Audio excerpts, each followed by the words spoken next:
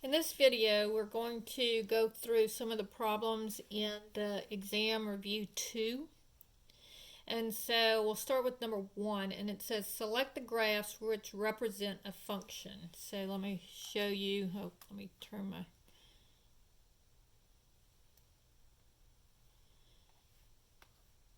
intensity up so you can see it. And so notice on this one, it says, is the graph a function? So you can tell the graphs by the vertical line test. So on this one, we have, if we draw vertical lines, it only hits the graph in one place. So if I draw a vertical line here, I hit it here. If I draw a vertical line here, I hit it here. If I draw a vertical line here, I hit it only there. So it only hits the graph, if I draw vertical lines, no matter where I draw them, it only hits in one place. So this one would be checked. It is a function. All right, now this one is not a function because, see, if I draw a vertical line, it hits here, here, and here. And so for this one input of -1, I get 3 different outputs from my function. So this one, for this relation. So this is not a function. All right, this one, if I draw vertical lines, I'll only hit it in one spot. And so this one would be a function. This one also, if I draw vertical lines, I'll only hit here, only hit here, only hit here, I'll only hit here, I'll only hit here. So this one would be a function.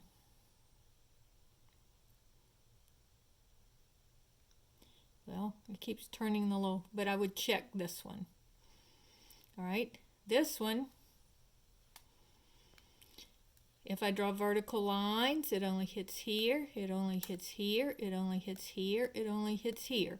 So this one also would be checked.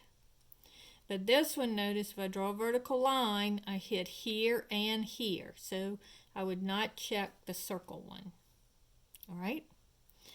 The next part says, if I have f of x is equal to 2x squared minus 4x plus 3, find f of -2. So all I'm going to do here is I'm going to plug in -2 in parentheses wherever I see an x. And again, if you want to put your little parentheses around your x, you can. So this would be 2 times -2 squared minus 4 times -2 plus 3.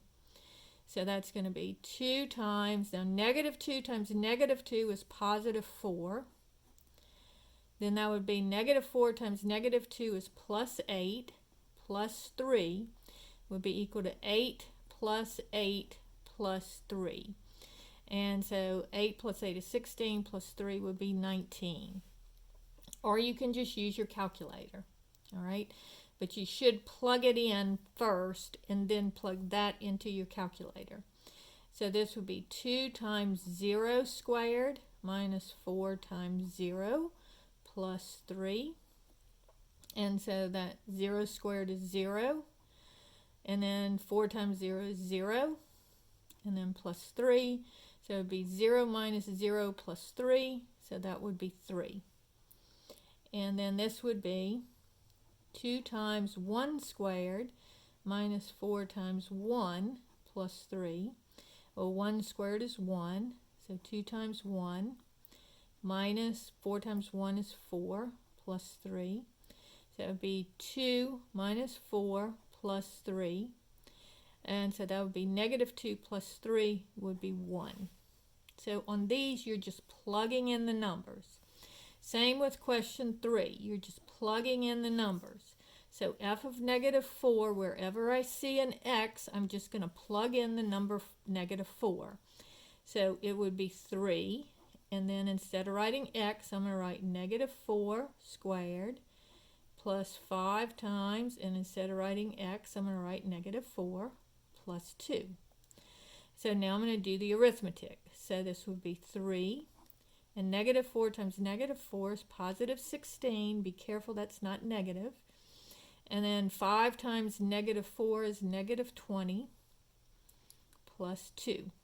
And so this would be 3 times 16 is 48 minus 20 plus 2. So that would be 28 plus 2 would be 30. And then f of 3, again, you're just going to plug the 3 in where you see the x's. So 3 times 3 squared plus 5 times 3 plus 2. So this would be 3 times 3 squared is 9, plus 3 times 5 is 15, plus 2. So that's 27 plus 15 plus 2. So 27 plus 15 is 42, plus 2 is 44. Now, on the domain, you have to worry about two things. Remember, the stuff in the denominator cannot equal 0, and the stuff under the square root has to be greater than or equal to 0. So on this one, I know because there's a denominator, I know that x squared minus 8x minus 48 cannot equal 0. So I'm going to have to factor this. So negative 48 would be negative 1 times 48, negative 2 times 24, negative 3 times 16, negative 4 times 12, and then 5 won't go into it, and 6 won't go in, 5 won't go into it, but 6 will. 6 times 8, and then 7 doesn't go into it, and I already have the 8.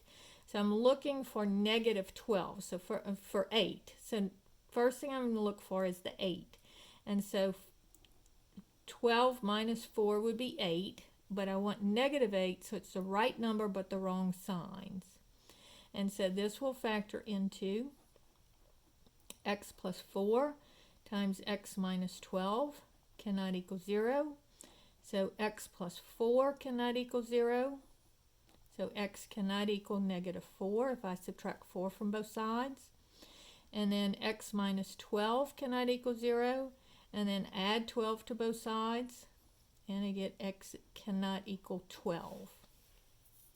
And so your answers would be that x cannot equal 4 and x cannot equal 12. And then finally, the other problem with the domain is that the stuff under the square root, 4x minus 5, has to be greater than or equal to 0.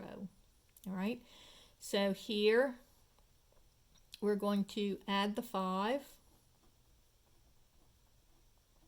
and then divide by 4. So I get x is greater than or equal to 5/4.